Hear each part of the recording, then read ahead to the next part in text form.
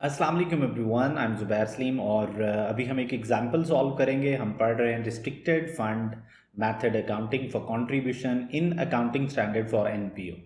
अब हम इसमें करेंगे क्या सर, हम ट्रीटमेंट सीखेंगे थोड़े डिफरेंट तरह के जो फंड्स हैं और जो डिफरेंट तरह के कॉन्ट्रीब्यूशंस हैं उनका। सो लेट्स अंडरस्टैंड के क्या एग्जांपल है हमारे सामने। So we have D situation hair.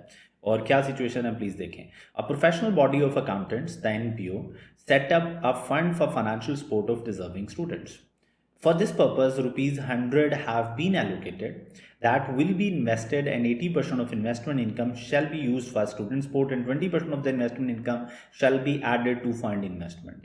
The fund investment shall not be available for use by NPO for its operations, and the NPO shall preserve the principal amount of fund. अब हमें पता है अगर आपने एक फ़ंड को maintain रखना है, उसके प्रिंसिपल अमाउंट को प्रिजर्व रखना है, उसको आप लोग यूज़ नहीं कर सकते, तो व्हाट डज़ इट मीन?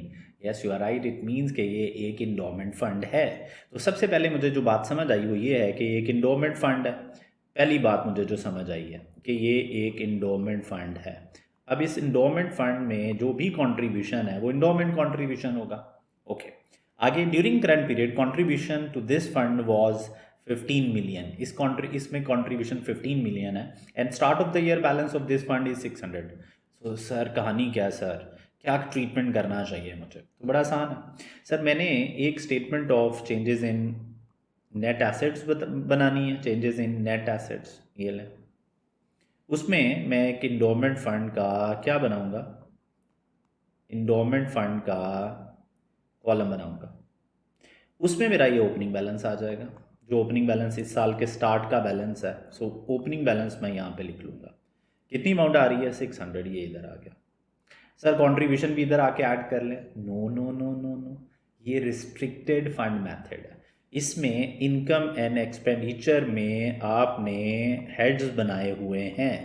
पहला हेड आपने जनरल रिजर्व्स का बनाया हुआ है, जनरल फंड्स का। दूसरा इंडोमेंट का या रिस्ट्रिक्टेड फंड्स का। एंड इसी तरह आपने इंडोमेंट का और रिस्ट्रिक्टेड का भी बनाया हुआ है। ये कॉलम्स बने हुए हैं और फिर एक टोटल का कॉलम भी बना हुआ है। सर यहाँ पे आपने ये वाले पंगे लिए हुए हैं। तो सर तो जब आप लोगों ने इनकम स्टेटमेंट में अलहदा एक हेड बनाया हुआ है, तो जितने भी कॉन्ट्रीब्यूशंस ये वाले आएंगे, ये कॉन्ट्रीब्यूशंस टू इंडोमेंट फंड के नाम से यहाँ पे नहीं, यहाँ पे रिस्ट्रिक्टेड में no no no, endowment fund के कॉलम में चले जाएंगे 15। इसी तरह अगर कोई इन्वेस्टमेंट इनकम है तो वो भी इधर आएगी। अगर कोई इससे रिलेटेड कोई एक्सपेंस है तो वो यहाँ से माइनस होगा। यूजली नहीं होते एक्सपेंसेस, क्योंकि ये फिक्स्ड आपने मेंटेन किए होते हैं। यहाँ पे यू विल हैव सरप्लस। ये जो सरप्लस आपके पास आया है ये यहाँ से शिफ्ट होगा इधर।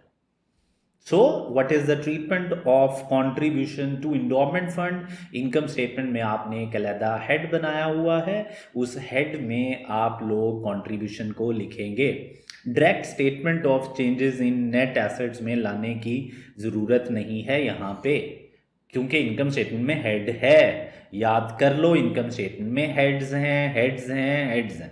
ओके सर, फाइन, आगे चलते हैं सर। आगे क्या करना है हम लोगों ने, प्लीज़ ज़रा ये बात समझते हैं। We have E situation here, so let's understand कि ये सिचुएशन क्या है।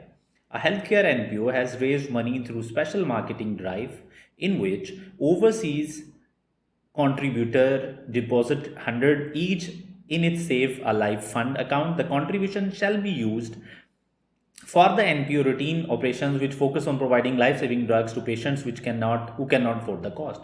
So normal operations में पैसा यूज हो सकता है। $100 करके इन्होंने टोटल ₹5 मिलियन इकट्ठा कर लिया।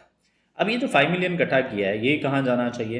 एज वी नो कि इनकम एंड एक्सपेंडिचर अकाउंट में हमने डिफरेंट हेड्स बनाए होते हैं। जनरल का हेड होता है एक, इंडोमेंट का हेड होता है, रिस्ट्रिक्टेड का हेड होता है, इसी तरह टोटल।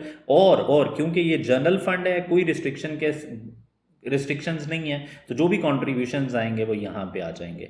इसका मतलब है ई सिचुएशन में जो कॉन्ट्रीब्यूशन है और डी सिचुएशन में जो कॉन्ट्रीब्यूशन है, ई सिचुएशन में ये जो कॉन्ट्रीब्यूशन है ये आ जाएगा एग्जैक्टली यहाँ पे, ये 5 मिलियन यहाँ पे आ जाएंगे।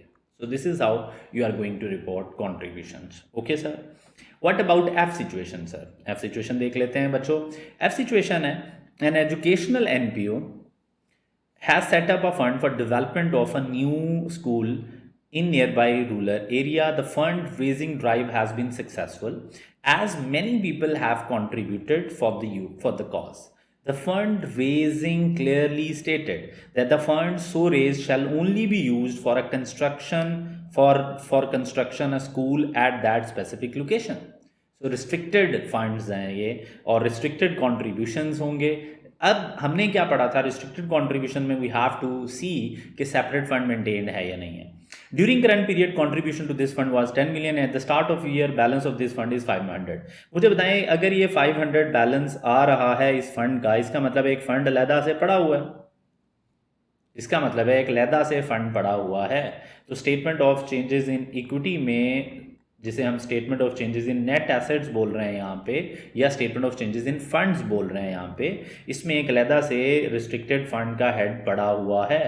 तो हमने पढ़ा था कि अगर ये पड़ा हुआ है तो हमें क्या करना चाहिए, हमें इनकम एंड एक्सपेंडिचर में भी एक अलहदा हेड रखना चाहिए.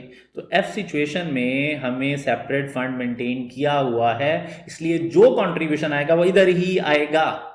अदरवाइज क्या होना था, yes you are right, otherwise क्या होना था, डेफरल मेथड अप्लाई हो जाना था.